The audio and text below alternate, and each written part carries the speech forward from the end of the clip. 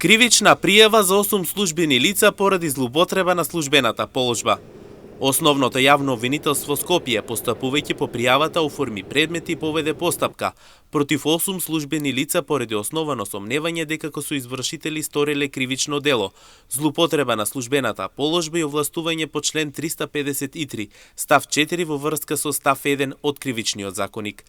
Во текот на предистражната постапка, која Управата за финансиска полиција ја водеше во координација и под раководство на надлежниот јавен обвинител, се обезбедија докази дека во временскиот период од 26 јануари до 12 јули 2022 година првиот осомничен како службено лице директор на Дирекцијата за технолошки индустријски зони во Скопје, заедно со 3 службени лица задолжени за спроведувањето на управната контрола при Бирото за јавни набавки и уште 4 лица од Државната комисија за жалби по јавни набавки, со неизвршување на нивната службена положба, му возможиле на едно правно лице да прибави противправна имотна корист која надминува значителна вредност од 622 милиони 981.190 денари. Првиот осомничен по претходно донесената одлука објавил оглас за јавна набавка за изградба на основна внатрешна инфраструктура на Тирс Штип и Тирс Струмица.